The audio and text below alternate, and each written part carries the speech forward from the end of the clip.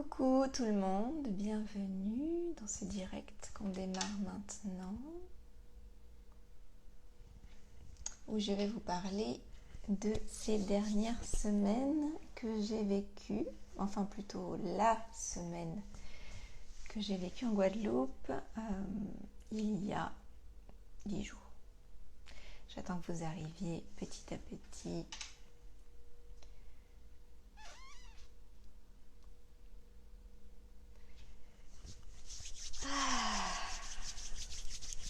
Alors j'ai plein de choses à vous dire. J'espère que le son est bon. Normalement, vous m'entendez correctement. Je me suis isolée dans la chambre des enfants parce qu'il y a trop de bruit dehors. Beaucoup de vent, beaucoup de travaux. Donc je me suis mise ici. Coucou. Encore une petite minute et puis je vais démarrer. Dites-moi comment vous allez. Dites-moi d'où vous me regardez, où êtes-vous et comment vous sentez-vous aujourd'hui. Merci pour le retour du son.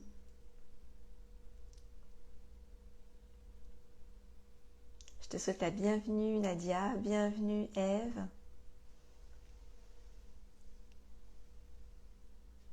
J'espère que tu vas bien Eva, ça fait longtemps que je ne t'avais pas vue. Guadeloupe, ok. Eva, il me semble que tu es en Belgique maintenant, mais j'en suis plus très sûre. Anne, coucou, je suis contente de te voir aussi. Ouais. Super, Guadeloupe. Bah, tu vois, c'est là où j'étais il n'y a pas longtemps. Donc, tu vas pouvoir te reconnaître éventuellement dans les endroits que je vais nommer. Oui, la Belgique. Eh oui, tu vois, j'ai pas oublié. J'espère que tu vas bien. Eh bien, écoutez, ça y est, je vais démarrer puisqu'il est 10h20 chez moi. J'ai attendu 5 minutes d'entendre mon témoignage. Alors, par où démarrer? D'abord, pourquoi j'ai été en Guadeloupe? J'ai fait un post là dernièrement où j'expliquais que depuis que j'ai démarré ma relation avec le cacao sacré, donc l'esprit de plante, il y a 2-3 ans, je ressens le grand besoin de reconnecter plus profondément avec cette plante, voilà, à différents niveaux, même si j'ai déjà une connexion qui est bien établie. J'avais besoin de la voir, de la toucher, voilà, des choses comme ça. Et donc dans mon idée, le meilleur moyen de faire ça, c'était de partir en Amérique centrale, évidemment, puisque c'est là où le cacao prend sa source. Et donc ça fait à peu près 1 an que j'essaye de me trouver un voyage où je pourrais trouver une communauté, où je pourrais approfondir ma connaissance sur le cacao, aller dans une plantation. Bref, j'ai cherché l'Équateur, j'ai cherché le Brésil, j'ai cherché le Guatemala bien sûr, j'ai cherché le Mexique et en fait à chaque fois je n'arrive pas à aller soit dans le voyage organisé, soit les billets sont trop chers, soit je ne peux pas passer par les États-Unis parce qu'il faut la picouse, soit je suis obligée de passer par le Panama mais il faut partir 15 jours parce qu'il n'y a qu'un vol. Enfin, bref, j'y suis jamais arrivée. Donc dans ma grande frustration, ma copine Steph qui me dit « Bon bah viens avec nous en Guadeloupe à notre stage chamanique. En plus il y aura Sandrine avec moi, ça va être génial et tout. » Et donc je me suis dit « Bon bah allez, autant me faire une petite semaine entre copines et en même temps me faire un stage chamanique, ça va certainement me faire le plus grand bien. Allons-y pour la Guadeloupe, c'est pas très loin, les billets sont pas très chers, le stage était très abordable, donc allez go, je me fais plaisir pour ça. » Et donc je suis partie en Guadeloupe. Il faut savoir aussi que la Guadeloupe, c'est une île où j'ai grandi. J'ai grandi en Guadeloupe de toute petite jusqu'à mes 13-14 ans à peu près, où ensuite je suis partie vivre au Portugal. Donc j'ai vécu de longues années en Guadeloupe. J'ai grandi sous ce soleil, j'ai grandi sur cette terre. Et le fait d'y retourner, ça m'a rapporté pas mal de reconnexion avec cette vie que j'ai eue là-bas, avec le territoire aussi, qui m'a envoyé beaucoup de signes, beaucoup de messages.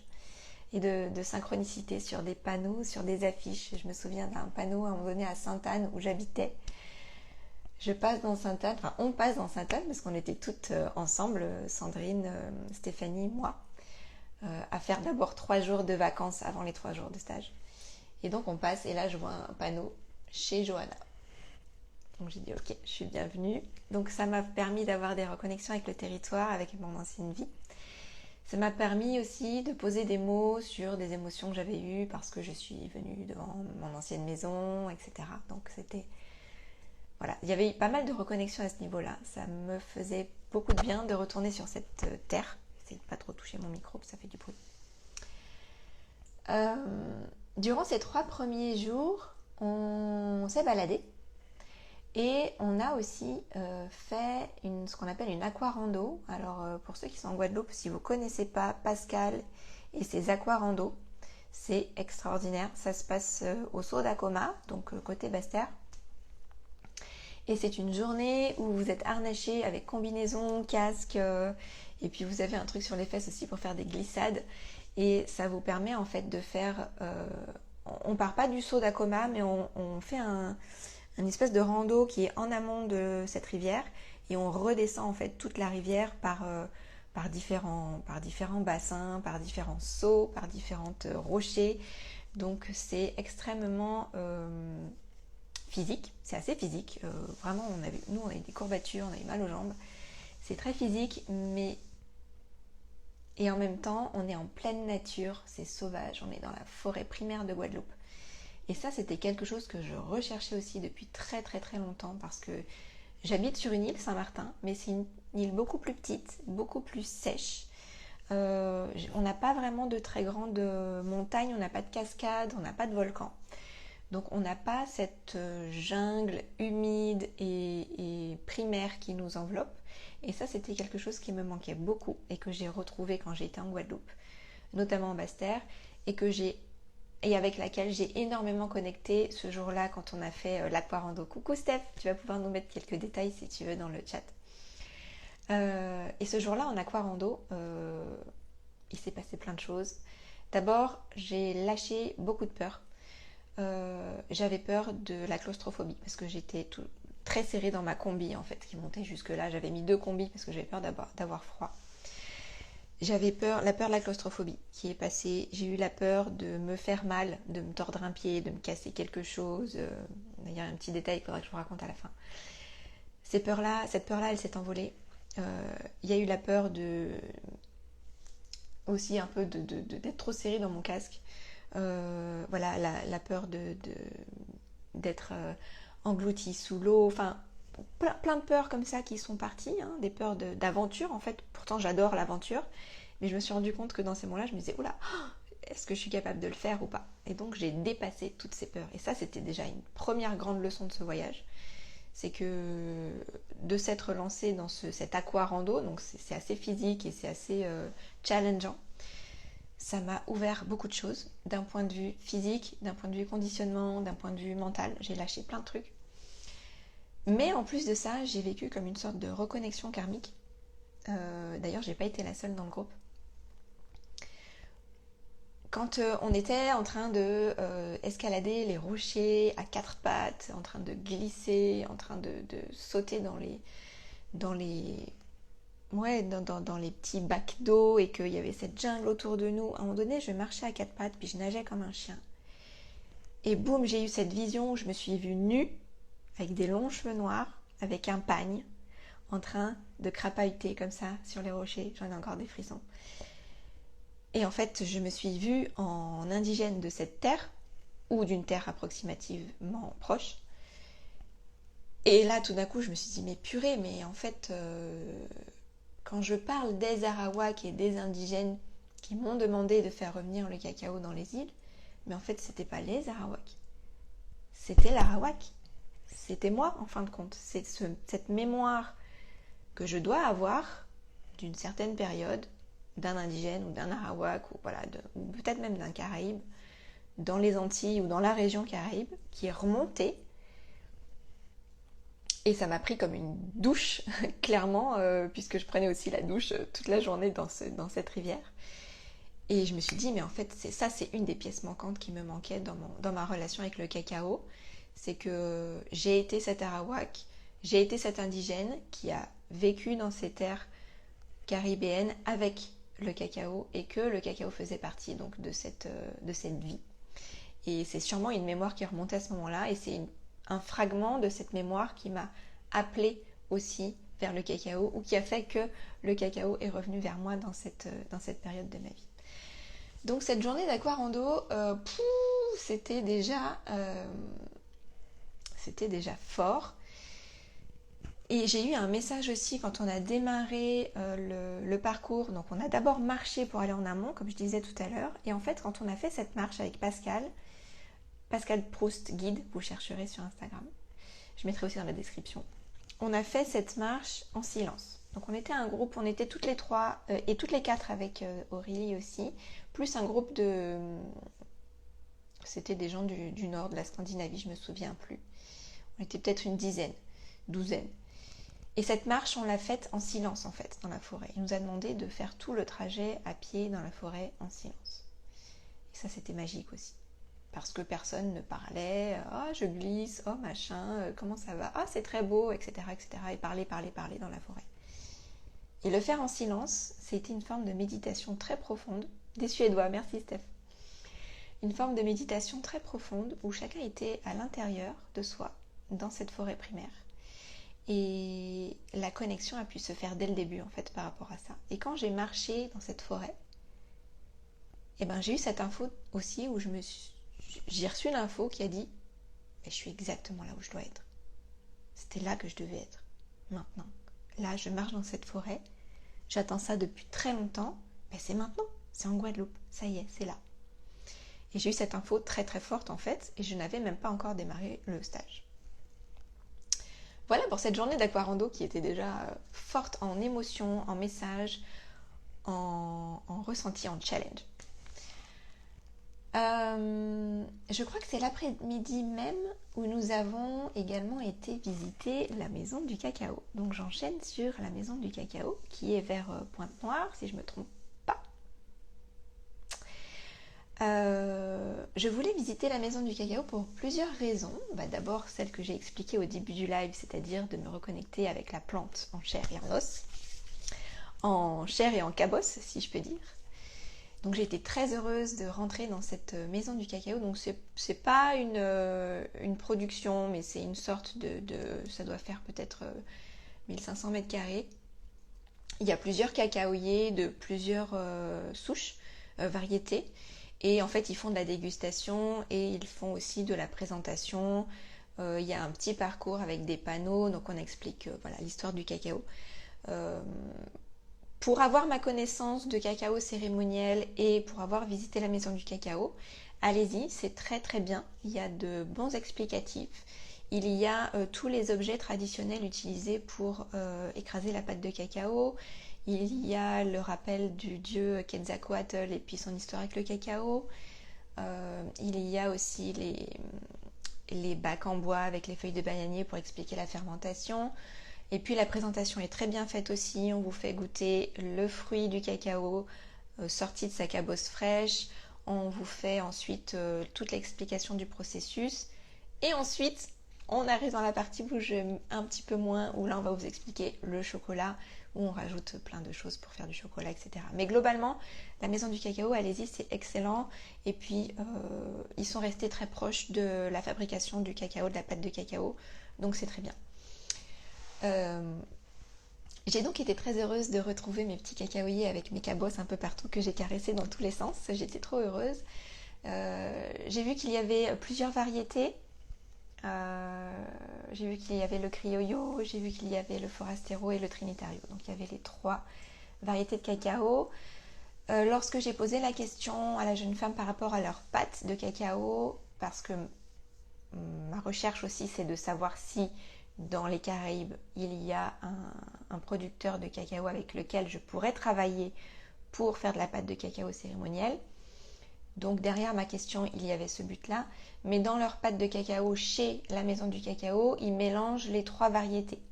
Parce qu'ils n'en ont pas beaucoup. Et donc pour pouvoir faire leur production, ils mélangent les 3 variétés. Donc ce n'est pas possible d'en faire un cacao cérémoniel proprement dit. Cependant, si vous voulez de la bonne pâte de cacao, riche en tous les nutriments du cacao, celle-ci est très bien pour les valeurs nutritionnelles, pour l'effet que ça apporte au corps physique.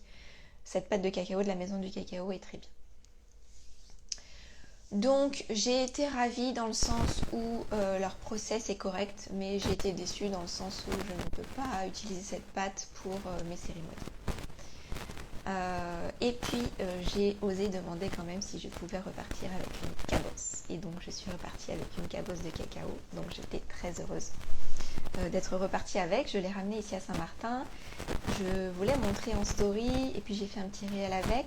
Ensuite, je l'ai utilisé lors de ma dernière cérémonie il y a une semaine pour montrer justement aux personnes qui étaient en cérémonie d'où vient vraiment le cacao, quel est le fruit du cacao. Je l'ai ouvert avec eux, je leur ai fait goûter les fèves et ensuite je l'ai ramené à la maison pour en planter et pour faire sécher les fèves. Je vous montrerai aussi le processus si j'arrive à le faire à la maison. Donc ça, c'était pour la maison du cacao. Cette journée-là aussi, nous avons été prendre un bain à bouillante qui était vraiment divin, puisque après notre journée d'aquarando, ça nous a fait un grand bien de se baigner dans cette eau très chaude. Elle est environ à 40 degrés quand on est vraiment à l'embouchure autorisée, et après ça monte à plus. Donc c'était vraiment très agréable de faire ça. Bien, je regarde mes petites notes sur l'ordi pour rien oublier. Alors, on va arriver au fameux soir où innocemment j'ai voulu proposer une petite cérémonie du cacao donc à mes copines avec qui on partageait le Airbnb près de Ferry. Alors pour vous mettre un petit peu dans le contexte, je suis partie avec Steph, donc, qui habite ici à Saint-Martin avec moi, Stéphanie Souhaité, qui propose ici déjà et en ligne pas mal de choses autour de la respiration holotropique, des ancêtres, des guidances, des canalisations. Elle fait déjà pas mal de choses. Et donc je suis partie avec Steph et je suis partie avec Sandrine. Sandrine qui elle arrivait de France, de métropole, et qui venait pour des stages qu'elles ont fait toutes les deux à Saint-Martin. Et pour ce stage, le micro bug un peu, pour ce stage que nous avons fait en Guadeloupe. Dites-moi pour le micro, qu'est-ce que c'est le bug? Est-ce que vous m'entendez bien ou est-ce que c'est juste un crachin qui est derrière? Sinon je l'enlève et... Ok, c'est peut-être parce que je bouge en fait. C'est sûrement parce que je bouge beaucoup. Peut-être que je le mette...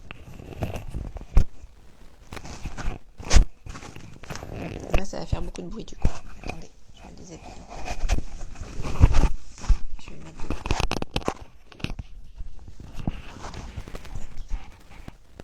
Peut-être parce que ça frottait sur mon vêtement. Est-ce que c'est mieux? Ça crache toujours? Je le débranche alors.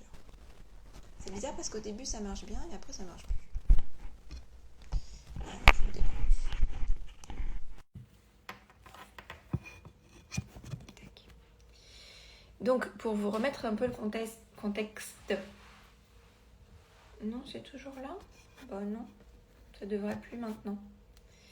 Pour vous remettre un peu le contexte, on était donc avec Steph et Sandrine qui arrivaient de métropole. Sandrine qui est chamane pure et dure, et Aurélie qui arrivait de Martinique. Et donc dans notre Airbnb, on était toutes les 4. Super, merci Steph. Et ce soir-là, je leur ai dit, écoutez, avant qu'on démarre le stage demain, je voudrais quand même vous faire goûter un petit peu mon petit cacao cérémoniel, vous faire une mini cérémonie entre nous, comme ça, pour le fun, quoi, pour le plaisir. Et d'abord, j'ai eu une grande leçon ce soir-là, c'est que il n'y avait pas besoin de faire tout un pataquès quand je prépare mon cacao pour qu'il se passe des choses. Parce que finalement, j'avais une pauvre casserole du Airbnb, la gazinière était pourrie, j'avais à peine un petit bout d'encens, une bougie, et puis 3 tasses colorées, enfin voilà. moi d'habitude quand je prépare mes cérémonies, je fais tout bien, il y a les tasses parfaites, il y a le timing parfait, il y a la musique parfaite, tout est parfait en fait. Parce que je me dis, tout ce que je mets en place pour l'esprit du cacao, je veux que ce soit parfait pour qu'il soit heureux et qu'il soit là avec nous. Et en fait ce soir-là, j'ai eu besoin de rien à part mon chant et mon cœur pour qu'il se passe quelque chose. Et ça a été une grande leçon. Donc on s'est installé, on a bu notre petit cacao, c'était fort agréable.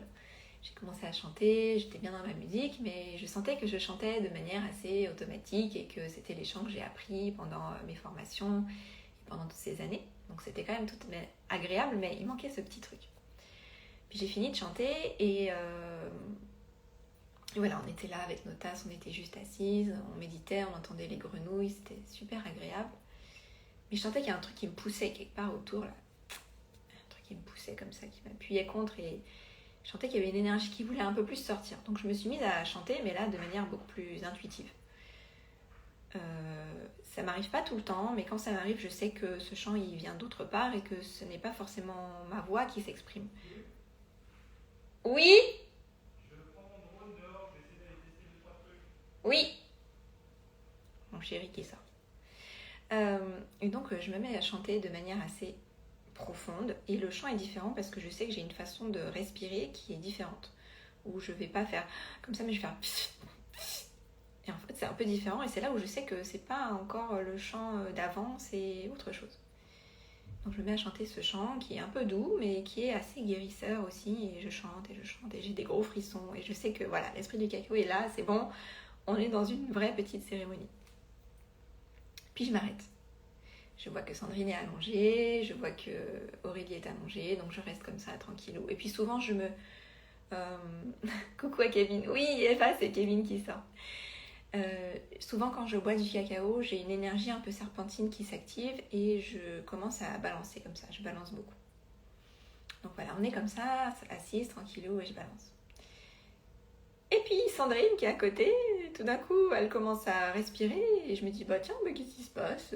En fait j'avais pas du tout réalisé, mais Sandrine part en transe.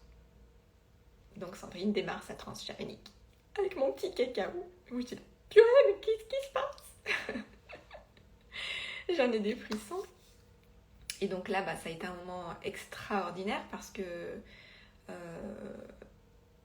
elle est partie en transe, elle s'est levée.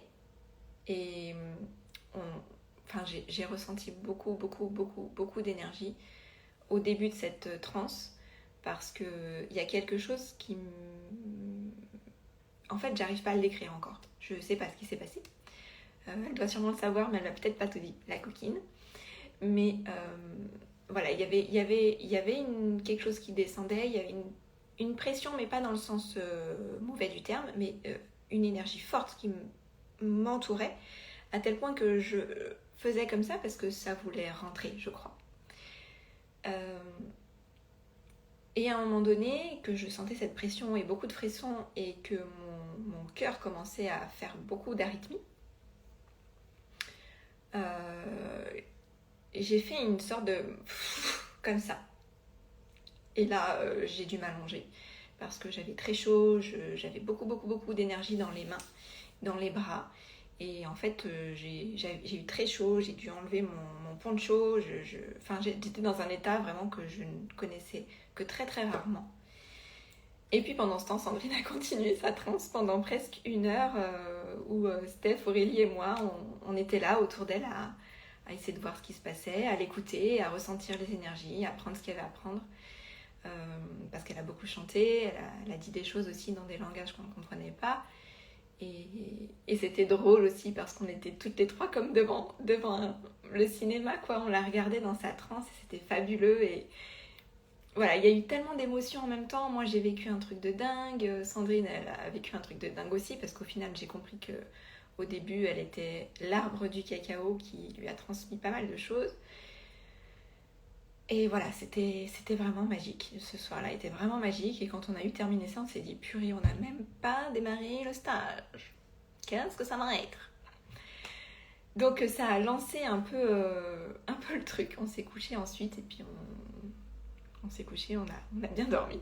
Moi aussi, avec tout ce truc qui me tournait dans la tête. Le lendemain matin, on s'est réveillé avec un tremblement de terre. boum, boum, boum, boum, boum, boum, boum. Donc là, on s'est dit, c'est bon, le stage, ça va pulser. Et donc, on s'est préparé et on est parti pour notre stage. Je regarde l'heure en même temps. Ok, c'est cool. Et on est parti pour notre stage. Donc, je regarde mes petites notes.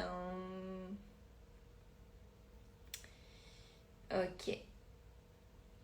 Le stage, pour ceux qui sont en Guadeloupe et qui nous regardent, ça s'est passé chez Culture Sauvage. Culture Sauvage qui est aux environs de Pointe-Noire. On prend une route en fait qui rentre vraiment dans la montagne. Et pour y arriver, on fait entre 2 et 4 km de piste presque. Donc je vous avais partagé tout ça dans les stories aussi. Et si vous voulez revoir d'ailleurs tout le séjour, il y a des stories épinglées sur mon profil. C'est marqué Guadeloupe, vous pouvez retourner voir. Donc c'était vraiment un coin paumé. Ce lieu de stage était vraiment un coin paumé dans la pampa, dans la forêt aussi primaire. C'était génial, il faisait froid. J'ai eu froid toutes les nuits. Mais il y avait ce côté déconnexion et reconnexion complet du lieu. Et puis le lieu énergétiquement était vraiment très riche. Il y avait un figuier maudit, ce qu'on appelle. Je vous l'ai montré aussi en image. C'est ces grands arbres qui ont des racines qui s'élargissent comme ça et qui font une quinzaine de mètres, voire 20 mètres de diamètre au sol et puis qui montent. C'est majestueux, c'est plein de champignons, c'est plein de racines qui partent dans tous les sens, c'est magnifique. Ça, c'était certainement le gardien du lieu et en fait, il posait vraiment l'énergie pour ce stage. On s'est beaucoup connecté à lui aussi pendant le stage pour amener les énergies de la terre-mère et de la stabilité, de l'enracinement. Donc c'était très très chouette. La veille au soir, quand on a fait cette fameuse mini-cérémonie du cacao qui a tourné en transe, j'avais bêtement, innocemment posé l'intention dans mon cacao avant de le boire que l'esprit du cacao soit très présent avec moi pendant ce stage. Qu'est-ce que j'ai pas été demandé, bien sûr. Et donc l'esprit du cacao a forcément été très présent pendant ce stage. Quand on est arrivé au lieu du stage, je me suis demandé est-ce qu'il y avait des cacaoyers ou pas dans le lieu, et j'en ai pas vu. J'en ai pas vu parce que je cherchais des grands cacaoyers. Et en fait, à un moment donné, je me baladais et j'ai croisé une autre plante que j'aime beaucoup ici qui s'appelle Atumo, qui est une grande plante qui ressemble à une espèce de petit bananier et des feuilles vertes comme ça et qui fait des grappes de fleurs roses et blanches, qui est très très bon en tisane et qui guérit tous les maux.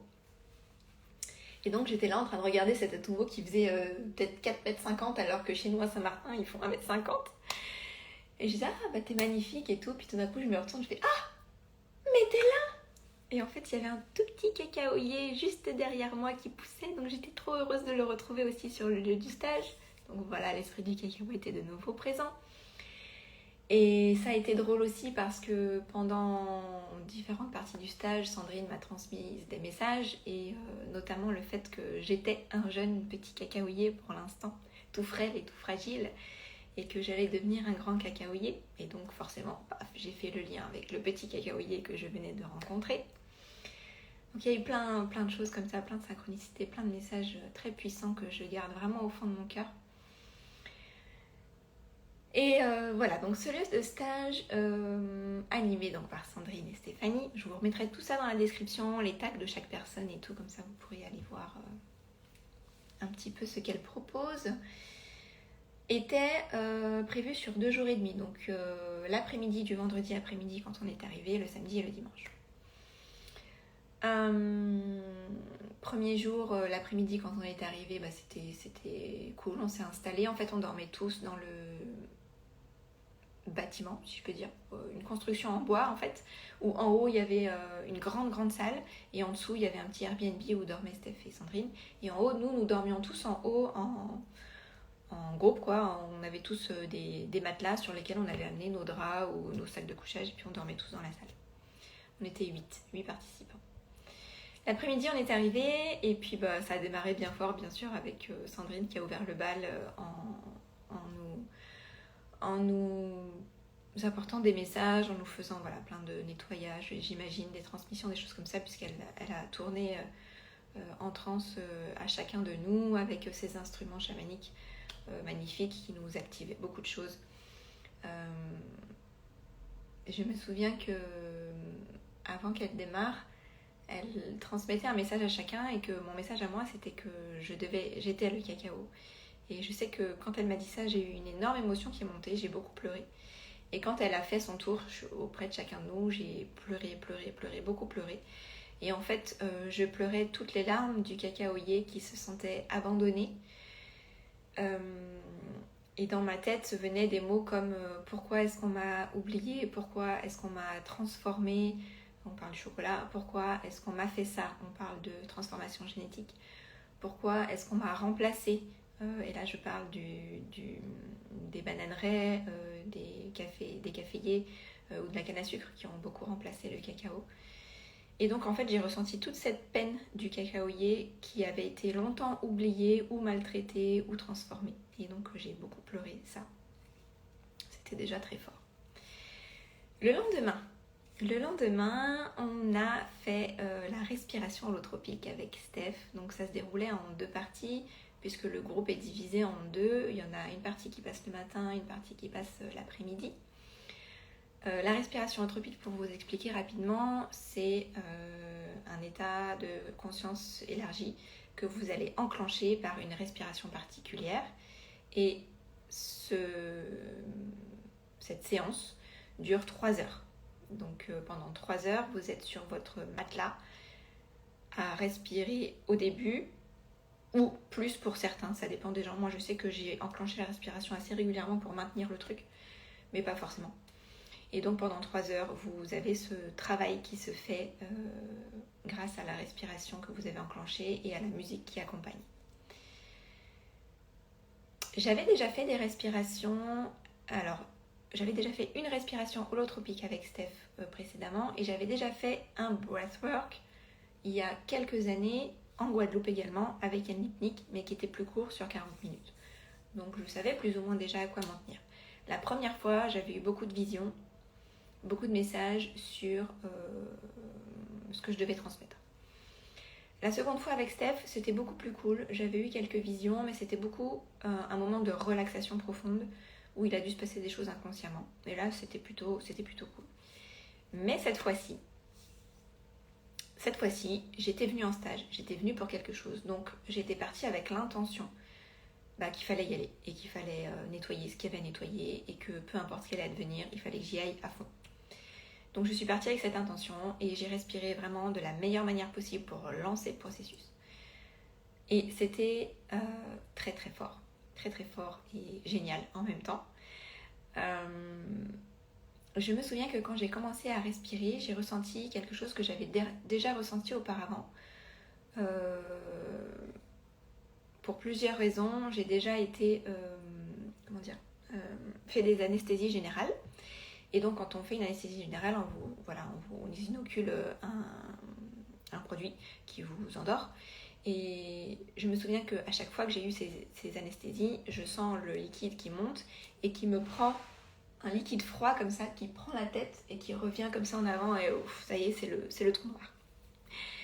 Et en fait, quand j'ai commencé cette respiration, j'ai senti qu'il y avait cette espèce de courant froid, pas autour de moi, mais à l'intérieur de moi qui démarrait. Et ce courant froid commençait à sortir un petit peu partout dans mes veines et dans mes bras. Et j'ai senti ce courant froid qui faisait la même chose que l'anesthésie générale. Et je me suis dit, ça y est meuf, t'es en train de t'inoculer un truc de dingue. Et en fait, j'ai senti que le processus y démarrait comme ça. Et donc voilà, j'ai démarré mon processus par là. Et c'était complètement fou parce que mon corps a commencé à beaucoup bouger dans le sens, si ça c'est moi en étant en position allongée, je commençais à faire beaucoup de vagues comme ça et à vouloir sortir en fait mon torse pour qu'il s'ouvre comme ça et qu'il se cambre complètement sur le matelas pour qu'il y ait des choses qui sortent. Et ça j'en parlerai après, l'interconnexion entre chacun. Mais j'ai senti que quelque chose démarrait au niveau de mon plexus solaire, que l'énergie était là et qu'il fallait qu'elle sorte. Et en fait, en respirant, cette énergie s'est mise ici et elle a commencé à sortir. Et j'ai beaucoup crié, beaucoup pleuré, pleuré, pleuré, pleuré, pleuré. Toutes les larmes que je n'avais jamais pleurées pour mon papa, qui est parti il y a 8 ans. Parce que quand il est parti, j'ai dû soutenir ma mère, j'ai dû soutenir beaucoup de choses et être présente en fait, pour la laisser elle faire son deuil. Et en fait, tout ce que je n'avais pas pleuré est sorti à ce moment-là, pendant la respiration. Donc j'ai pleuré, mais quand je vous dis pleurer, c'est des râles, quoi. Je peux pas vous le refaire parce que je n'y arriverai même pas. Mais c'est des râles très puissants avec des larmes. Et en fait, à pleurer jusqu'au point où je n'avais plus d'air, dans le sens où je faisais... comment vous le faire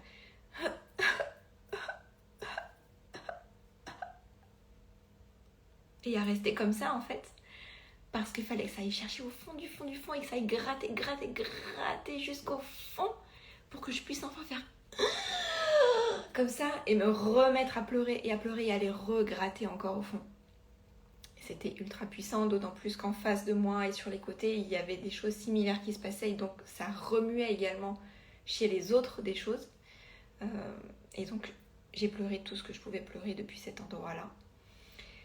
Et quand cet endroit-là a été vidé, entre guillemets, et ben c'est monté. C'est monté au niveau du cœur. Et là, je me suis dit, oh punaise, ça y est, je pense qu'il va falloir que je me tape tous les chakras. Donc allons-y gaiement, continuons. Donc c'est monté au niveau du cœur. Et au niveau du cœur, pareil, j'ai senti l'énergie qui était là et qu'il fallait que je m'écarte en fait pour que ça sorte.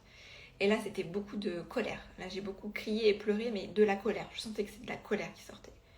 D'où elle venait, je ne sais pas, mais elle était accumulée là et elle est sortie. Et pareil, je me cambrais énormément en fait sur mon matelas pour que ça ouvre et que ça sorte. Et je me tapais, puis je faisais comme ça sur le cœur pour que ça sorte, je me tapais beaucoup. Et puis les jambes qui faisaient toujours comme ça, enfin bref, un truc complètement fou. Donc là, j'ai beaucoup sorti de colère. Quand c'est monté ici, au niveau de la gorge, c'était un peu différent. J'ai pleuré aussi, mais c'était moins puissant que les 2 premiers passages. Et en fait, ce qui a été très étrange, c'est qu'à un moment donné, il y a une super musique. J'adore les playlists Steph que tu mets pour tes respirations anthropiques, elles sont extraordinaires. Et là, il y a une musique qui m'a donné, qui m'a lancé vraiment, qui m'a donné envie de bouger. Et donc, jusqu'à maintenant, j'avais les bras le long du corps. Mais là, j'ai mes bras qui ont commencé à monter comme ça. Et à faire comme ça. Et en fait, ils ont fini par se croiser comme ça.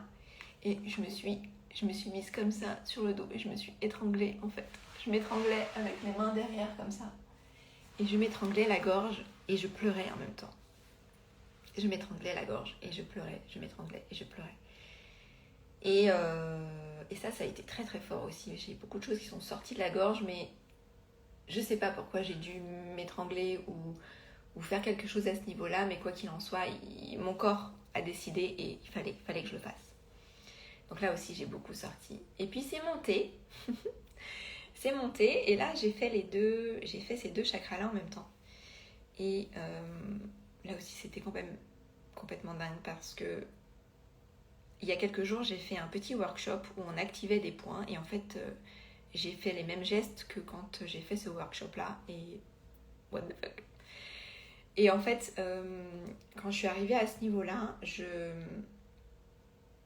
tapais. En fait, j'avais mes jambes qui faisaient comme ça. Donc, essayer de le refaire toute seule, impossible. Mais j'avais mes jambes qui faisaient comme ça, avec des abdos qui venaient de je ne sais où. Et en même temps, je tapais comme ça. Et je tapais fort, hein. Je tapais vraiment très fort. Et en fait, je tapais sur mon 3e œil comme ça, et je tapais sur ma tête comme ça. Étranglement sans surveillance, hein. Sous surveillance, bah oui, bien sûr. On ne t'aurait pas laissé aller jusqu'au... Oui, bien sûr. J'allais parler des surveillants après. Mais oui, bien sûr, il y a quelqu'un qui nous surveille quand on fait la respiration.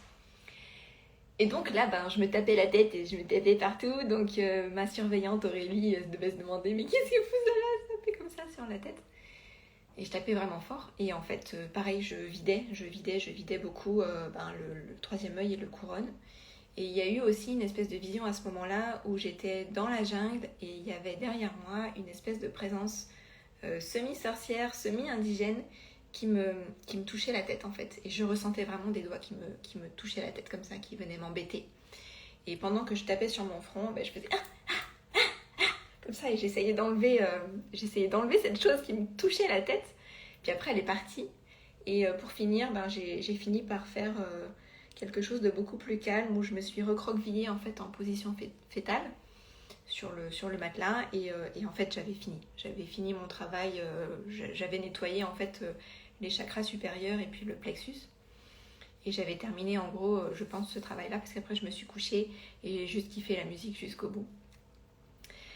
Donc voilà, ça a été ma respiration holotropique de dingue où je me suis vraiment vidée et j'ai dû activer aussi je pense des choses parce qu'il s'est passé encore des choses depuis que je suis rentrée.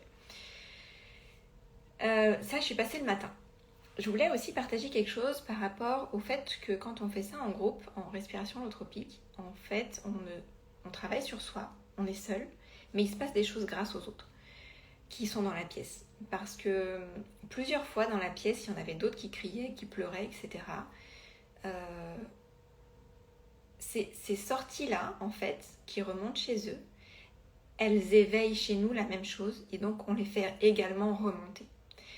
Donc il y a beaucoup de résonance qui se fait avec les personnes qui sont également dans la salle, qui quand elle va exprimer quelque chose, ça va revenir vers nous et on va exprimer exactement en fait la même chose. Et il y a des rebondissements comme ça et des renvois qui se font. Par exemple, il y en avait une dans la salle qui bougeait beaucoup et qui tapait au sol. Et quand elle tapait au sol, les lattes du plancher vibraient. Et pour moi, dans mon expérience, c'était un tremblement de terre qui me remuait et qui faisait tout remonter en fait. Et quand on est en groupe comme ça, c'est incroyable de voir cette cohésion et ces sauts qui se font entre les autres et le travail de miroir qui s'applique. Ça, c'est un truc que j'avais encore pas vu et que j'ai adoré ressentir sur le moment, mais surtout revoir l'après-midi quand ça a été moi qui surveillais ma respirante, de voir comment en fait il y a des échanges qui se font entre chaque respirant et comment celui qui respire peut guérir l'autre dans son propre travail. Et ça, c'était vraiment, vraiment fou. Et donc pour préciser, oui, on est surveillé déjà par Sandrine et Stéphanie pendant la respiration, qui s'occupent de nous et qui regardent si tout est ok, mais aussi par l'accompagnant qui va rester près de nous pendant ces 3 heures pour voir si on n'a pas besoin de quelque chose. Alors, il ne doit rien faire tant que nous ne demandons pas. Donc quand je me tapais comme ça, elle n'avait rien à faire, sauf si je lui disais « je me fais mal, aide-moi » ou quelque chose comme ça. Donc j'étais dans mon processus, on ne peut pas intervenir. Et quand je m'étranglais, c'était pareil, elle ne pouvait pas intervenir à part être dans mon émotion et je l'entendais, je la sentais également pleurer et vivre tout ce que je vivais à côté de moi rien qu'en me regardant. Et ça, c'est un travail très profond aussi d'être le surveillant de celui qui respire. Donc deuxième jour, c'était la respiration holotropique. Il est 11h, je vais essayer de garder un tout petit quart d'heure supplémentaire pour ne pas que vous ayez un replay trop long. Est-ce que jusqu'à maintenant, vous avez des questions ou j'enchaîne sur le dernier jour de stage qui était les constellations familiales? Oui, sauf si tu te fais vraiment mal. Dernier jour, constellation familiale ou constellation chamanique, ça porte plusieurs noms. Ça, c'était très fort pour moi aussi, enfin pour la personne qui a été guérie aussi, mais pour moi aussi, parce que c'était la première fois. Que souhaitez-vous savoir concernant Thierry? Je sais pas. Qui est Thierry? Aucun problème. C'est Siri qui se réveille. Bon. Je remets les petites notes. Désolée pour les interludes. Et donc, c'était la première fois que je faisais une constellation chamanique. J'en avais beaucoup entendu parler de la puissance de cette session, de ce travail. Et c'est qui Thierry? Je sais pas. C'est aussi un pote de Suisse, mais je sais pas pourquoi il est sorti là. Il va falloir que je cherche. Il y a sûrement une raison.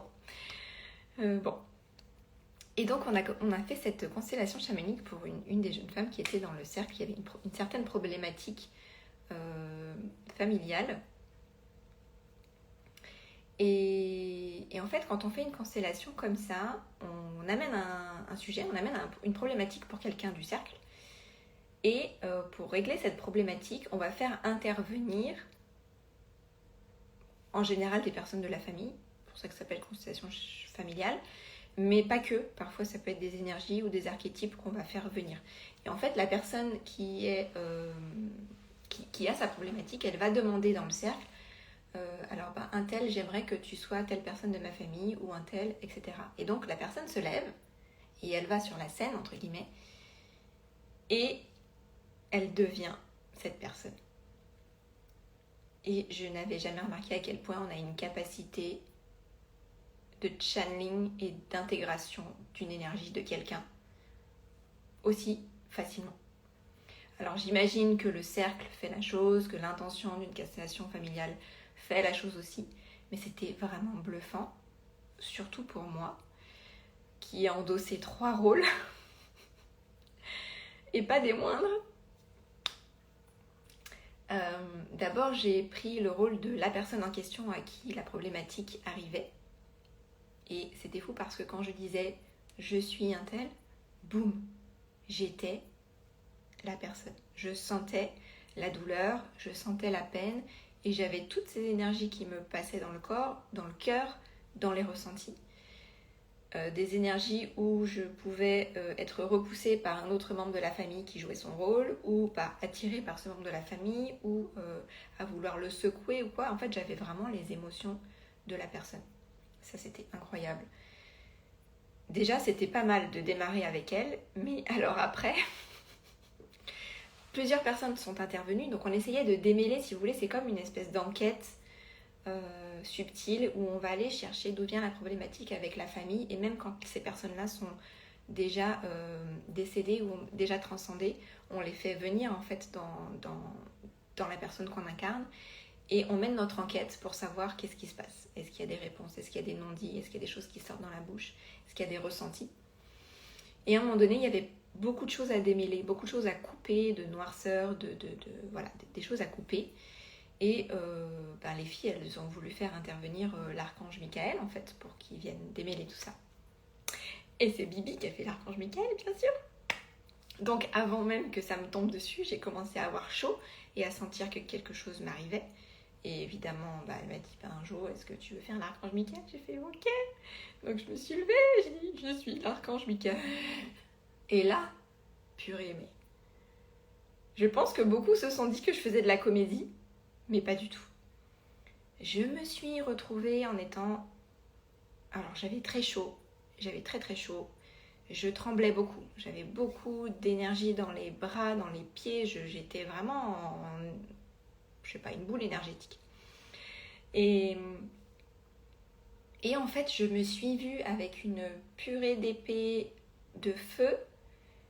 J'avais des ailes, mais genre, elles faisaient 4 mètres d'envergure.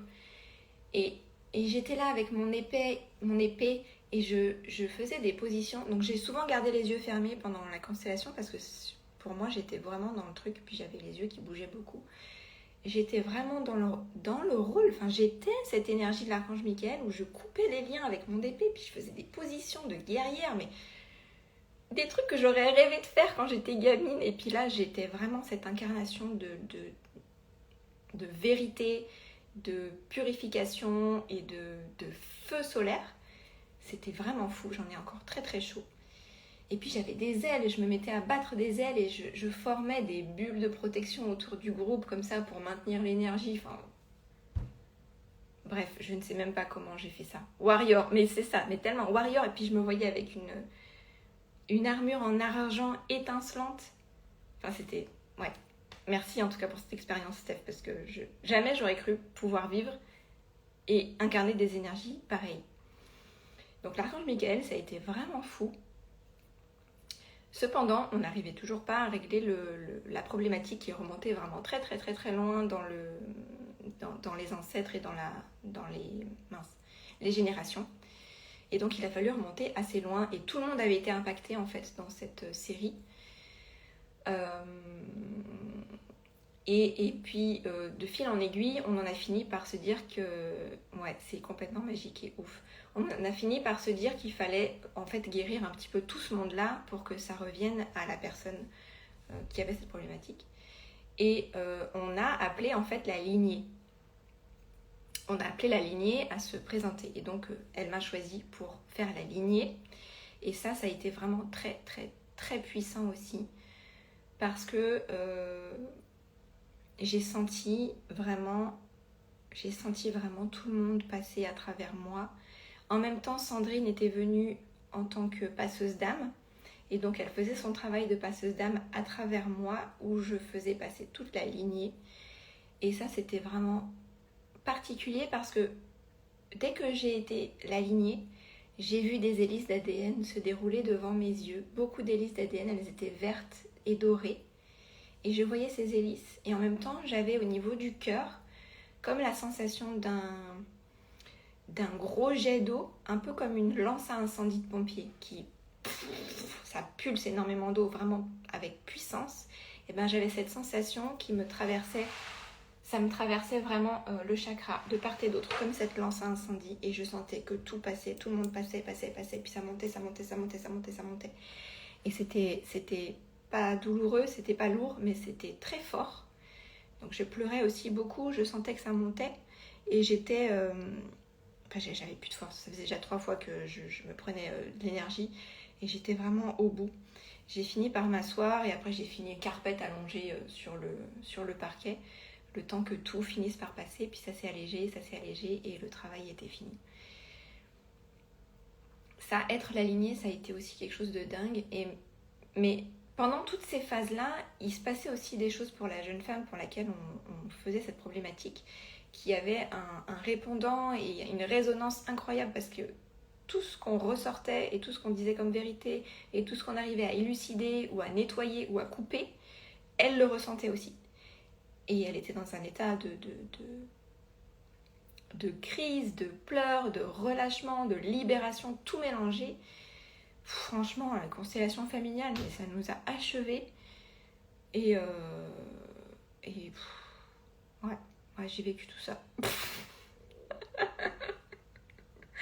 J'ai vécu tous ces trucs-là en 3 jours, en 4 jours. C'était hyper concentré. Et puis voilà, on en a fait une autre l'après-midi qui était aussi très intéressante, mais je pense qu'on n'a pas reçu la puissance qu'on avait eue le matin. La problématique était peut-être moins profonde et moins ancrée, mais n'empêche qu'on a quand même très bien travaillé l'après-midi. C'était dingue. Et puis on a fini notre cercle et on l'a clôturé. Oui, et des transformations après. L'intégration a été folle aussi pendant 1 semaine. Et c'est pour ça que j'ai pas beaucoup partagé non plus quand je suis rentrée. Oui, et pour la personne en question qui nous a réécrite ensuite pour nous détailler un peu tout ce qui avait bougé. Et franchement, ça a libéré tellement de trucs. C'était incroyable. On a clôturé avec Sandrine qui nous a fini par nous transmettre d'autres messages aussi. On a travaillé avec l'énergie de l'Atumo, donc la plante dont je vous parlais au début. Je vous la montrerai si je peux, mais chez moi il n'y a pas les fleurs, c'est dommage. Et voilà, l'Atumo qui a fini par guérir tous nos maux et qui nous a aussi transmis beaucoup de messages. Et puis on a clôturé là-dessus, puis moi aussi j'ai eu encore d'autres messages qui étaient super. Et en fait on était trop tristes le lendemain que ce soit arrêté et qu'on doive se quitter, parce qu'on reprenait l'avion le lendemain matin, Steph et moi pour Saint-Martin, et Sandrine repartait en métropole, et Aurélie repartait en Martinique. Et on a été très tristes en fait, de se quitter et que ce soit fini, cette folle épopée. Et moi, j'ai eu besoin d'une bonne semaine d'intégration. En fait, quand je suis rentrée, le samedi d'après, j'avais une cérémonie du cacao, et je me disais, mais comment je vais la faire ? Je suis pas revenue encore. Parce que pendant tous ces jours-là, j'avais encore la tête en Guadeloupe en fait. Et je crois que Steph aussi. Et j'avais encore la tête en Guadeloupe. J'étais encore dans mon stage. J'arrivais pas à revenir à Saint-Martin. J'arrivais pas à revenir avec mes enfants, mon mari, ma belle-mère, l'école. J'étais pas là encore. Et puis ça s'est allégé au fur et à mesure que j'ai commencé à raconter en fait en messages vocaux à ma famille proche, à mes amis proches et à écrire. Ça a commencé à s'intégrer, à rentrer en moi, à se couper un peu plus. Et puis le jour où j'ai fait ma cérémonie du cacao, là j'ai été vraiment enracinée grâce au cacao et ça a un peu clôturé en fait cette parenthèse où là j'ai vraiment pu revenir dans mon quotidien. Ouais, une bonne semaine pour revenir et intégrer. Et c'est là aussi où j'ai compris l'intégration. Parce que beaucoup de fois, je l'ai lu, je l'ai compris en la voyant sur d'autres, en la lisant. Mais je n'avais vraiment personnellement pas vécu de période d'intégration pour vraiment la comprendre. Et là, pour le coup, j'ai vraiment senti ce que c'était que d'intégrer des trucs forts qu'on avait vécu les jours d'avant. Petite pause. Si vous avez des questions, il est 11h13. Ouais, je suis à peu près dans les temps. Si vous voulez, on peut se faire 5 à 10 minutes de questions.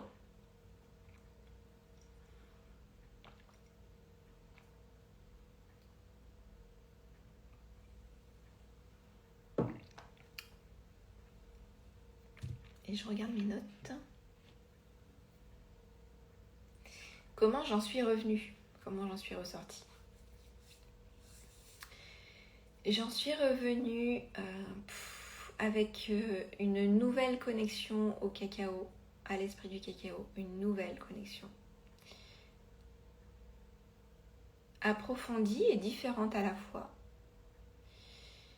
Où j'ai plus la sensation cette fois que l'esprit du cacao m'habite qu'avant. Donc il y a une nouvelle relation qui s'est faite avec cet esprit de plante. J'en suis revenue allégée forcément, allégée, vidée, nettoyée. Du coup je me retrouve plus sereine, plus calme, avec beaucoup plus de patience. Il y a pas mal de choses dans le quotidien qui, en temps normal, m'auraient énervée, je me serais mise en colère, j'aurais pas accepté et je me serais retrouvée dans une forme de stress que aujourd'hui, pas du tout. Ça me fait rien, entre guillemets. Ok, c'est ok, je laisse passer, c'est pas grave. Donc je suis revenue comme ça. Et il y a beaucoup de choses aussi, parce que pendant ces 3 jours surtout, et puis un peu plus, parce qu'on a été très occupés, je n'ai pas été beaucoup sur le téléphone ni sur les réseaux. Et ça m'a fait un très grand bien, d'ailleurs, de déconnecter complètement de ça. Mais surtout, quand je suis revenue, je me suis dit, mais en fait, ça j'ai plus besoin, ça j'ai plus besoin, ça je veux plus faire, ça me prend trop de temps. Non, ça c'est plus aligné.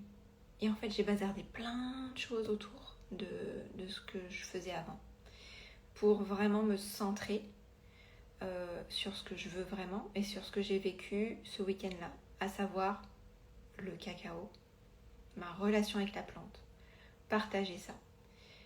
Le chant, beaucoup, la voix qui s'ouvre énormément avec le cacao et avec ce que j'ai vécu. Il y a quelque chose qui se passe ici que j'ai pas encore terminé d'explorer, mais le chant, la voix, la guérison par le son qui sort de ma voix est une piste que je dois vraiment explorer et approfondir.